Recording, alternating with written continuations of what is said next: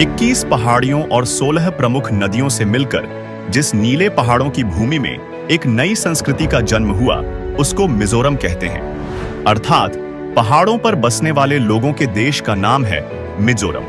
21,087 वर्ग किलोमीटर में फैले मिजोरम की पहचान इसके पहाड़ों और पहाड़ों पर छाए घने वनों के कारण है, क्योंकि मिजोरम का 90% से अधिक हिस्सा वनाच्छादित है।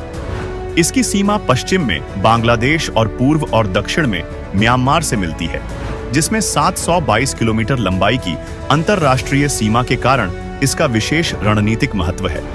देवदार के वनों और बांस की उपलब्धता के लिए मशहूर मिजोरम में 44% क्षेत्र का उपयोग बांस की खेती के लिए किया जाता है। परंपरा से जुड़े अपने नृत्य और संगीत के कारण मिजोरम की ख्याति पूरे देश में है। मणिपुर, असम, त्रिपुरा जैसे राज्यों से सीमा साझा करने वाले इस राज्य के रास्ते हरे भरे धान के खेतों से होकर गुजरते हैं।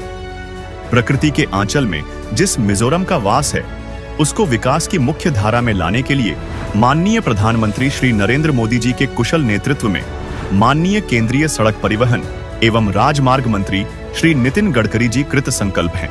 मिजोरम में राष्ट्रीय राजमार्गों की कुल लंबाई 1523 किलोमीटर है, जिनमें से 921 किलोमीटर लंबाई का काम NHIDCL की तरफ किया जा रहा है, जबकि 602 किलोमीटर का काम मिजोरम सरकार के PWD विभाग के पास है।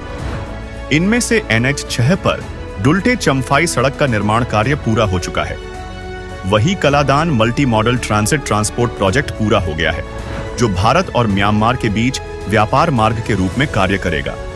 मिजोरम की महत्वपूर्ण परियोजनाओं में NH54 पर आइजोल तुइपांग सड़क है, जिसे मार्च 2025 तक पूरा कर लिया जाएगा। वही NH6 पर सेलिंग डुल्टे सड़क का 99% हिस्सा पूरा हो चुका है और बाकी 1% हिस्सा भी दिसंबर 2024 तक पूरा हो जाएगा। वही NH102B पर कीफांग तुइवई सड़क का 60% काम पूरा हो चुका है और बाकी काम मार्च 2025 तक पूरा हो जाएगा। इनके अलावा 3 ऐसी बड़ी परियोजनाएं हैं जिन पर काम बहुत जल्द ही शुरू होने वाला है। 23,000 करोड़ रुपए की लागत से बन रही इस सभी परियोजनाओं के पूरा हो जाने से मिजोरम अपनी प्राकृतिक विकास के सौंदर्य से भर जाएगा। प्रकृति ने मिजोरम को पक्षियों का नैसर्गिक घोंसला बनाया है। यहाँ 640 से ज्यादा प्रजाति की पक्षियां पाई जाती हैं।